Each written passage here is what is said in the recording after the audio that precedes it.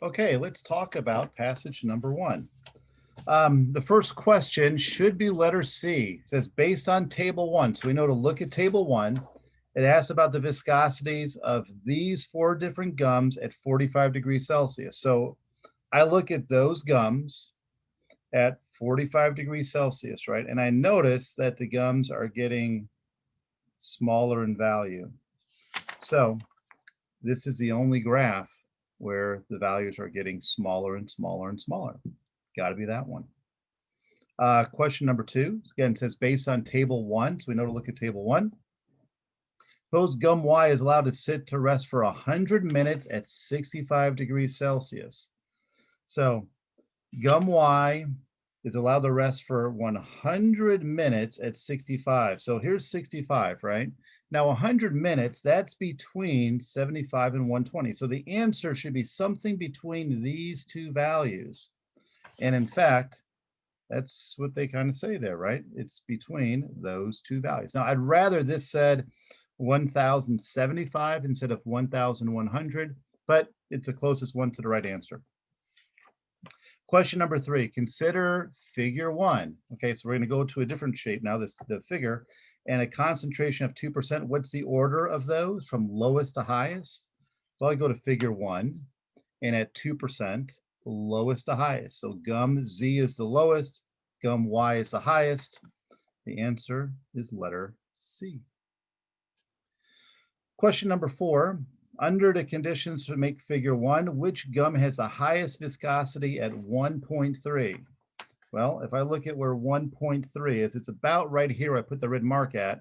Which one is the highest at that spot? Gum W, which is letter F.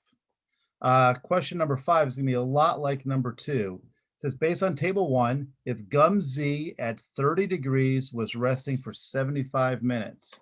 So gum Z at 40 degrees, which is between these two, was resting for 75 minutes. So that means the answer must be something between these two values. And that would be letter B. That's the only answer that's between those two values. And the last one, at a viscosity, which one reaches a viscosity of 100,000 at a lower concentration than the others? Well, here's 100,000.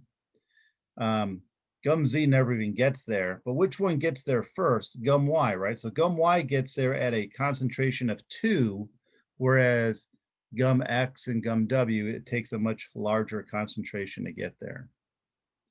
Okay, questions on that part at all? There we go. And the smallest BD of a 4 would correspond to the smallest value of A because of that relationship. So letter W. Number 10, which of the following is the correct chemical equation for it? So this requires some science knowledge, but if you look at the very beginning here, it says BD is typically prepared by reacting soybean oil with methanol. So it's soybean plus methanol. So right off the bat, letter H is the only one that does soybean plus methanol. So we can kind of stop there and not read the rest. Question number 11 says, in study number 1, so we know that's the chart, or the graph rather, the students had measured the absorbance at wavelengths from 600 through only 1600 instead of through 1800. So we're going to kind of bring it closer a little bit. Which students would most likely have measured the absorbance in study 2 at a wavelength of 1172 or at a wavelength of 1464? Well, if you look at those, I've got them marked in the chart here, 1172 and 1464. I believe the 1172 would do a much better job because there's a bigger difference between these two, right? It absorbs it a lot more here. Whereas around 1464, man, they're pretty close together there. So it's got to be the 1172. Where is it? It's got to be 1172 because BD, not PD, absorbs strongly at that wave number. Yes. Number 12, when we're looking in the reading here, at the very beginning, it tells us PD contains no fames, right? I'm sorry. Where is it? PD contains no fames, but BD contains FAMES. Okay, so BD has it, but PD doesn't. So BD has FAMES. So we're looking at that. Now BD contains FAMES, right? So now PD contains it? No. PD contains it? No. BD contains it? Yes. BD contains it? Yes. So let's kind of keep on going here. Which of the sample would most likely absorb stronger light, right? At 900 or 1250? Well, it's at 1250, right? We can tell because it's lower in the graph. 13 is just weird. It's a metric question.